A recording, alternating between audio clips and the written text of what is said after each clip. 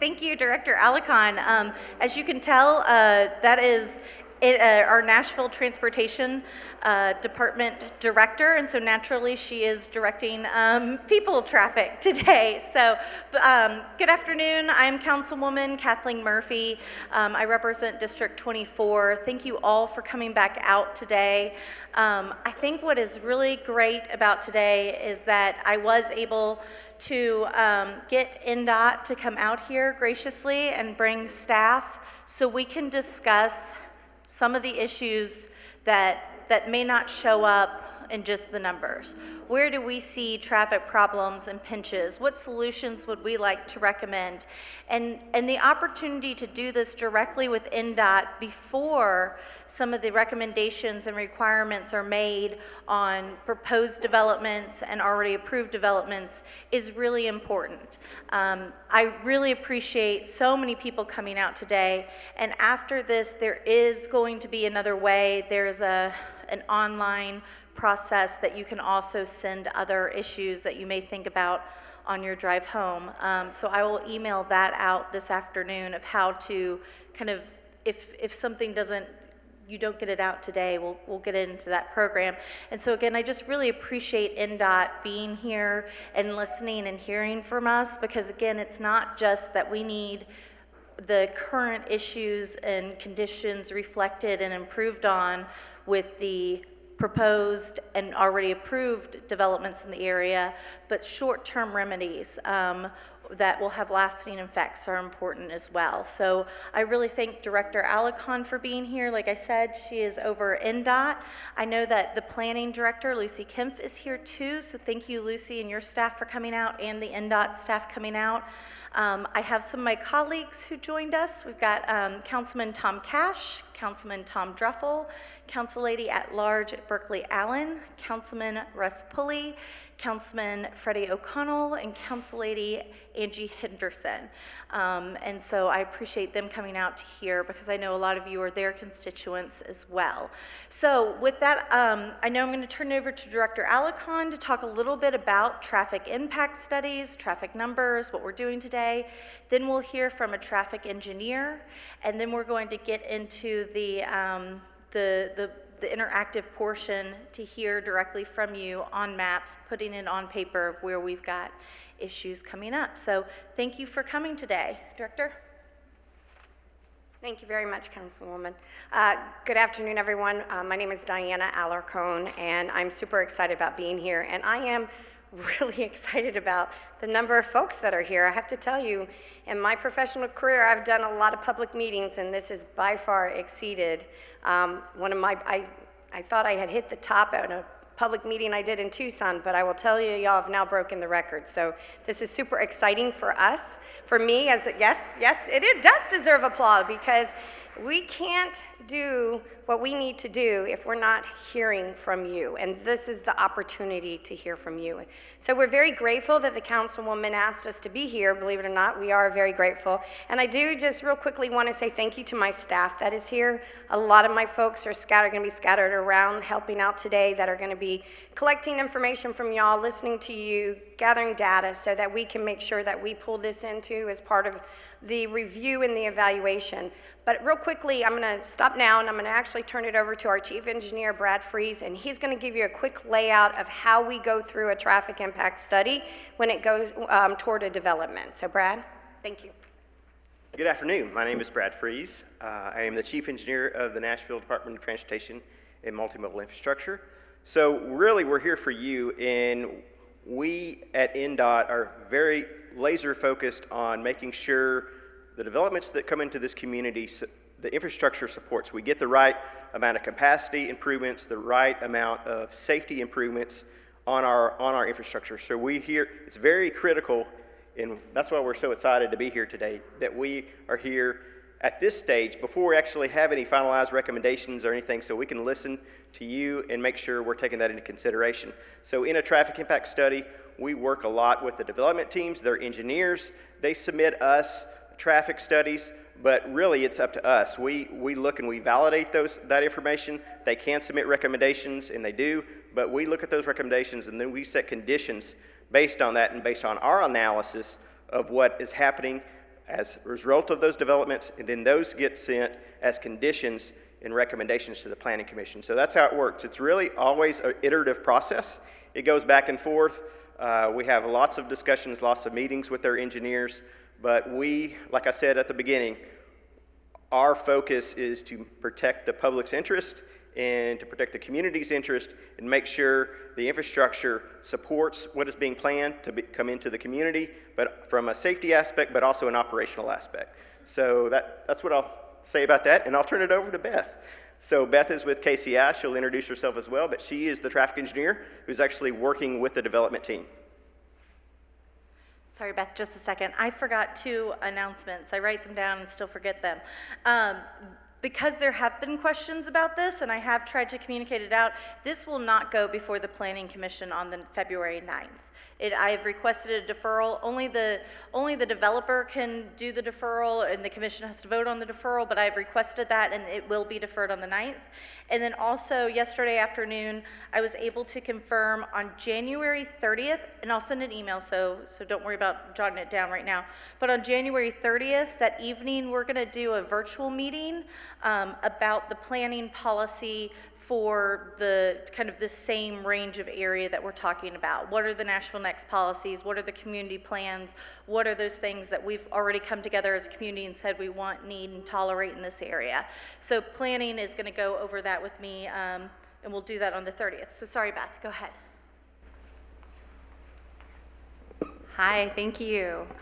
Diana stole my jokes about the full room, and definitely this is the biggest community meeting of my career, so I hope y'all can hear us in the back just fine, and if you can't, just wave a hand. I'll try to keep my eyes peeled for you. I am Beth Ostrowski. I am a traffic engineer with KCI Technologies here in Nashville. Me and my team work for NDOT and TDOT and private developers on a diverse set of traffic and transportation projects across Middle Tennessee and the entire state. I'm here today with NDOT staff. And thank you, NDOT staff, for joining. Some of my team is here too, and we've got a bunch of agencies that have pulled this together to make this happen in a pretty quick amount of time. So thank you to everyone. But really, as everyone else has said, we're here today to hear you, to listen to you as the neighboring community about your experiences and your ideas regarding traffic in the area. We have been working with NDOT and the development community on the mobility study that I will discuss just shortly. But first, I want to be really clear. Before we present any recommendations, I'm not presenting recommendations today, we want to hear from you. And we want to understand the holistic needs of the community. We are in the process of a mobility study, and your feedback is really, really important before we make any decisions on what the recommendations are, and as Brad described, what the conditions are that are going to be placed on any of the developments. After my presentation, we will be asking for your feedback, and I hope that you will be candid and that you'll share your best ideas so that we have some of those that we can take with us and use as we move through this process. I myself am a neighbor. I live right up the street off White Bridge Road.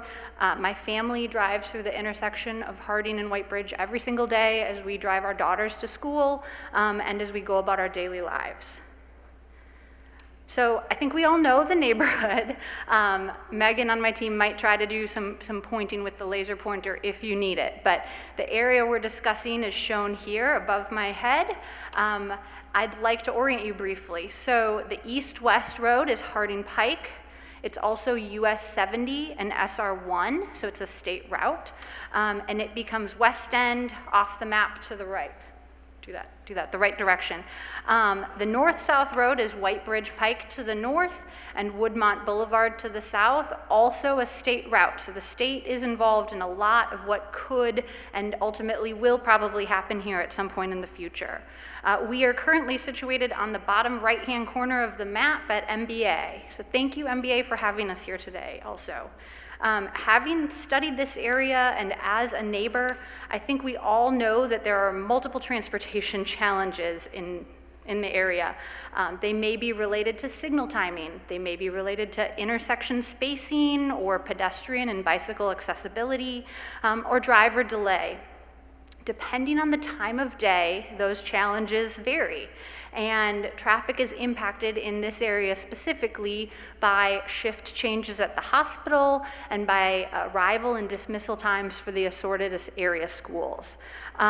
I won't tell you what your experience is as a driver or a transit user, a cyclist or a pedestrian, but please think about that as I'm speaking and hold those thoughts and be ready to share them when we break out in just a few minutes. Looking specifically at what brings us here today, there are 3 proposed projects in the area. The Belmead Plaza site is the darker blue and is where the Kroger is. The Harding Town Center site is between the Publix and the hospital, and it is highlighted in yellow. And then the kind of, turquoise site, we call the 4416 Ridgefield Way site. You would know that as the former Harris Teeter or the theater. These projects each have their own approval process and their own separate timelines. They are not coming together, they're being studied together, but they're not coming through the process together. They will most likely not follow the same approval timeline or the same construction timeline. I'm not going to comment on what those timelines are, but I'm sure they will vary. I'm not going to give further specifics about each project today. There have been recent community meetings about at least 2 of these in the past couple months, but each study is being considered or has been considered and is in the mobility study that KCI has underway and has been working with NDOT on, and that's why we're here, is to talk about the mobility study. So knowing the mobility challenges in the area and understanding the growth that's happening in Nashville in general, when these multiple projects were announced for the area, the parties at Metro, including NDOT and the councilwoman, recognized the need for something more than the standard traffic impact study process. And they asked KCI, who coincidentally we were working on all 3, to complete a more holistic mobility study. This is a new and innovative study type that NDOT has utilized in a few neighborhoods recently, and it's really a traffic impact study on steroids. In addition to the standard requirements of a traffic impact study, KCI was asked to explore how mobility in the area functions as a whole and do a deeper assessment of each mode or type of travel. While this study is more comprehensive, the general process and approvals are largely the same. So I want to take a minute to just highlight the traffic impact study, or you'll hear me say TIS as well, process. The first step in the TIS process is to scope the project with NDOT. In order to schedule a scoping meeting, okay? Okay. In order to schedule a scoping meeting, the traffic engineer is required to provide a number of project details that are listed above my head. During the actual scoping, we determine the study intersections that we're going to look at, what background growth is going to be included in our analysis. Background growth is both the generalized background growth of traffic that grows over time, so a certain percent per year, and projects that are in the hopper but haven't yet been constructed. So things that are either in the construction process or have been approved but maybe construction hasn't started. So we include those things and we review the site plan and the access and how the land uses are going to work together and any number of mobility related questions or site related questions that NDOT has. And we come to an agreement on all of the major assumptions that us as the traffic engineer are going to include in our analysis. Once we have that approved scope, we begin data collection. So we collect intersection turning movement counts, literally counting every car that turns at the intersection, a specific intersection over a certain amount of time. And we do that during weekdays when the weather is good and school is in session, typically when school's in session. And we have parameters that are adjusted for each study. So for example, if you are close to something that might have a earlier peak hour at 3 o'clock in the afternoon, we adjust this window. I know it says 4 to 6, but we adjust this window if we need to make sure we're collecting the heaviest hours of traffic during the day. That's our goal. We supplement those turning movement counts with assorted other things like speed studies. Those are the tubes you sometimes see across the road. They're collecting volume and sometimes they're collecting speed. We do site visits where we take pictures and measurements of assorted elements, and we do peak hour observations if we need to, where we're looking at how long that cube is and how many cycles it takes to make that turn, any elements that we feel would impact our analysis. With that baseline information, we jump into our analysis and we build a model. I'm now going to jump into looking at existing conditions for assorted modes of travel in the project area here. And I'm going to grab my water real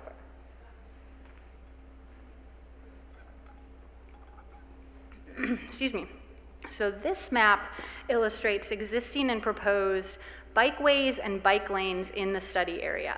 I just want to say the red dashed line, Megan, you want to maybe highlight that, is shown currently in something called the Major and Collector Street Plan, or the MCSP. The Major and Collector Street Plan recommends a bike lane along Harding Pike. I would not, and DOT would not plan anyone, we would not put in a bike lane to nowhere, I would call it. The goal ultimately of a recommendation, future plan for a bike lane along Harding Pike is something that once all of the right-of-way is acquired to make a safe and protected bike lane, then it might be installed, but not until then. But the other things you see here are, the existing easy riding route on Kenner and the stretch on Woodmont that is shown in a darker blue. Clicking ahead.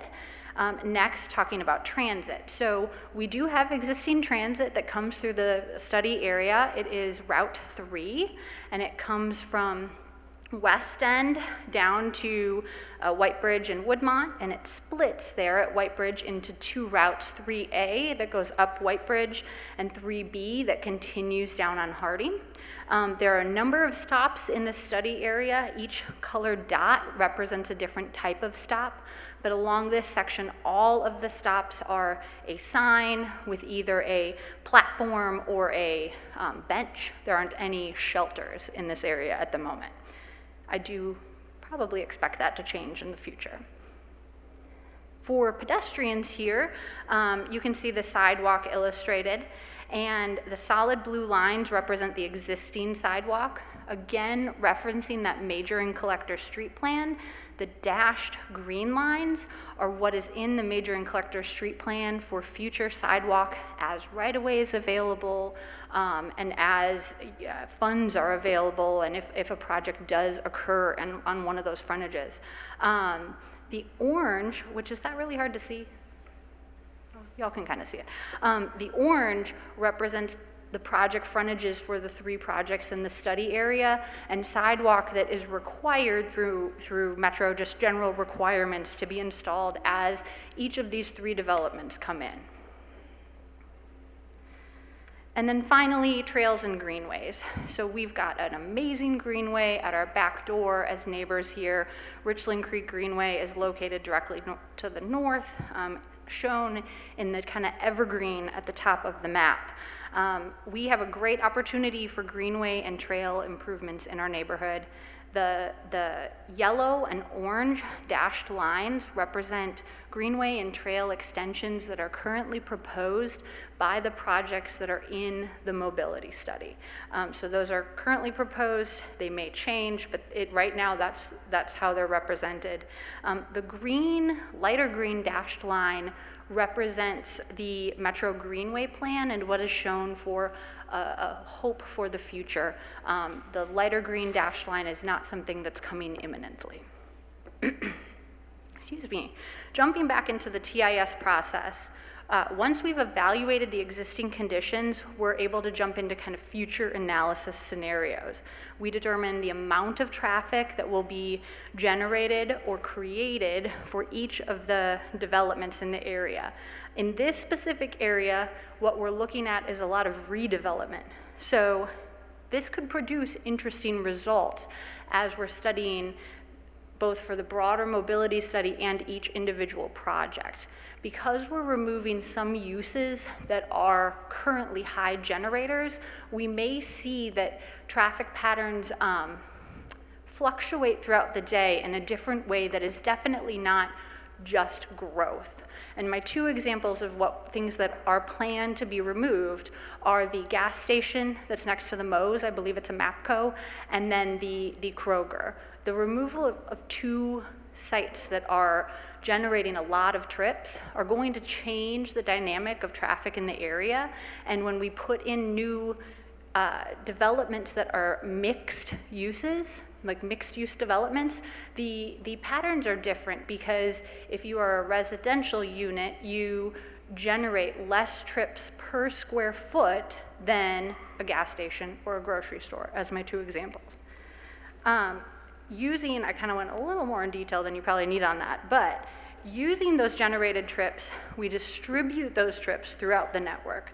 And we use the model and the analysis results from that model to determine what mitigation measures or recommendations are needed to mitigate the impact of these specific developments, or in the mobility study, the project as a whole, the impact as a whole of these multiple developments. We, in these recommendations that go to NDOT and they review, as Brad described, seek to improve mobility for all users, so transit users, cyclists, pedestrians, and cars, not just cars. And it's important to balance each of those modes as we formulate our recommendations in order to develop a safe and comprehensive transportation network. So, that brings us to you.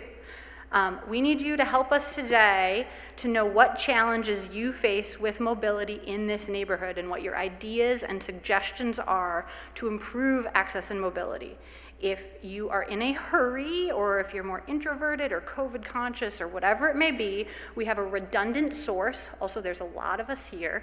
And if you would prefer to use the QR code or the website, I think many of you have been handed sheets with this on as well. Feel free to use that. It's just a redundant source and an option for you. If you would prefer to stay here, you are definitely welcome to do that. And we have a couple ways for you to give us our feedback while you're here. We have some large format maps that will be brought around shortly once we break out. We also have some smaller individual maps if you feel like you're not able to get access to the larger format maps. We have individual maps we can hand out to you, and you can notate all your comments on that. So the steps, you're gonna stay seated. If you're seated, stay seated. We have, I'm actually gonna put this on, we have a whole bunch of volunteers with yellow name badges. I believe all of them have yellow name badges. And can y'all stand up or wave if you've got a name badge? So we will be standing up, coming to you in the vicinity if you are seated. If you are standing around the edge, there are two places. Is anybody actually sitting out there in the foyer? Not at the moment. So we have two places if you're standing that you can go. We have a breakout room on the side over here, and we have the foyer, and I think 4 tables set up back there. Don't move yet. Wait till Kathleen says we're good. I'm gonna hand it back to you just in case. But you can go, once we say we're good, you can go to either the side or the back, and there are moderators for both of those spaces as well. And let me just make sure I didn't miss anything. Yeah, as a reminder, we are still working on recommendations, so actual ideas that we can take and incorporate into what we're doing are what we're gonna find the most valuable. And the people that we have, these yellow name tags, many of them, most of them, have not been involved in the mobility study and cannot answer your specific questions related to individual development. So please be kind to them. They're giving up their Saturday afternoons on pretty short notice. I think that's all I have. I'll hand it back to you just in case.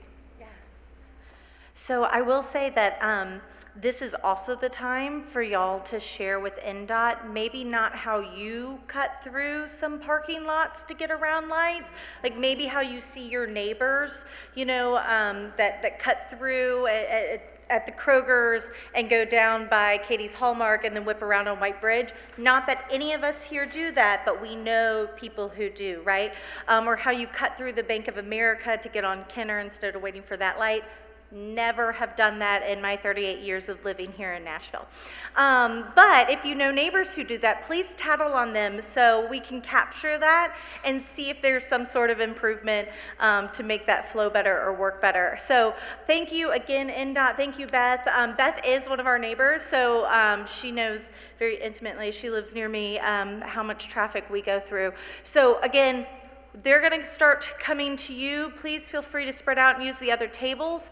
After this meeting tonight, I will be sending out the links as well, and then the reminder for the meeting on the 30th. And then I'm hoping this week I will be able to lay out the rest of kind of the meeting schedule and topics, because I know we have a lot of questions about stormwater. We have a lot of questions about this, that, and the other, and getting through all of that. So thank you all for coming. If you didn't, is there a sign-in? Was there a sign-in?